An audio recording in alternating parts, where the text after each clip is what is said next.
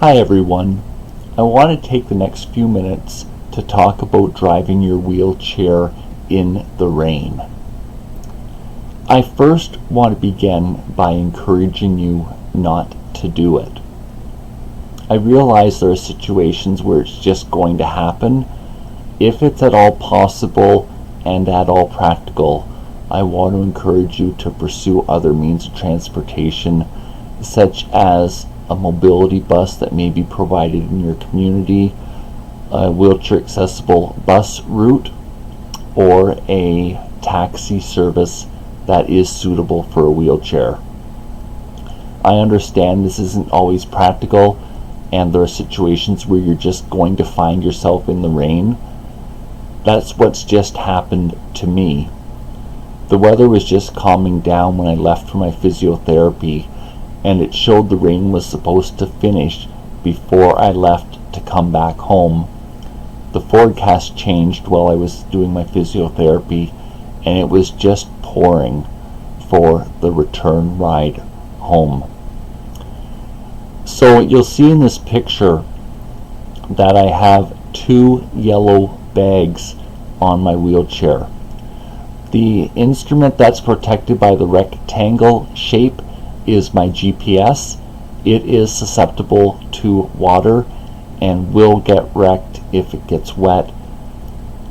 It needs the protection if it's in adverse weather. The second part that I've got protected is a joystick on my wheelchair. The joystick's the important part to me to protect, because I don't want the wheelchair just to suddenly die while I'm out in poor weather conditions. There are a few considerations for if you're going to head out in the rain. The first is that you don't want to cause hypothermia in yourself, that is, your body temperature cooling down.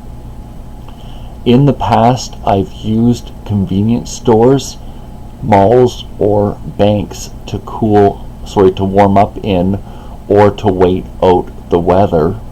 Perhaps this would be an option for you if you're partway home and it starts to rain. You know, in our day and age, the weather forecast is readily available on a cell phone. Even if you don't have one, it would be no trouble asking someone who's going by you to look at the weather so you can help anticipate what your options are to get yourself back home, as well as if there's any medication that you need to take, such as for epilepsy or pain or any other medical conditions that you may have, like diabetes. You can't miss those doses that you and your doctor have arranged. The wheelchair itself, besides the joystick being protected, I've read reports of wheelchair bearings seizing because of being submerged in water. So if you are in the rain, you need to choose your path carefully. I'm in Canada. We're still technically in winter, and I don't have the option to drive on the sidewalk. The snow that was on there has become slushy, and it's a recipe for getting stuck. So I had to stay on the side of the road. Having said that, the side of the road contains all kinds of water because of the road angle. Our roads here in Canada slant to the edges to drain them of water.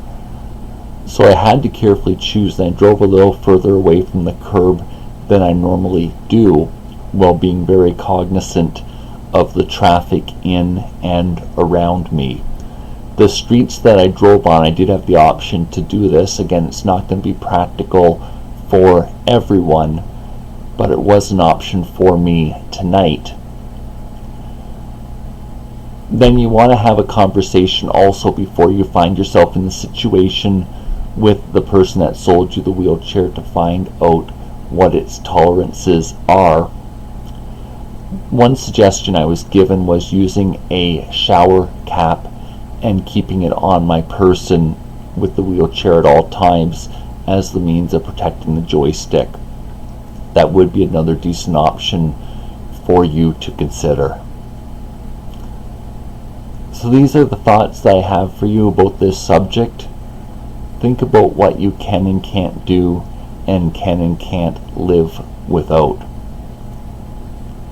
Part of having a long-term disability is being very intentional about your lifestyle, and it changes your order of priorities and the needs that you have. Okay, I hope this was helpful to you. Have a wonderful night. Bye for now.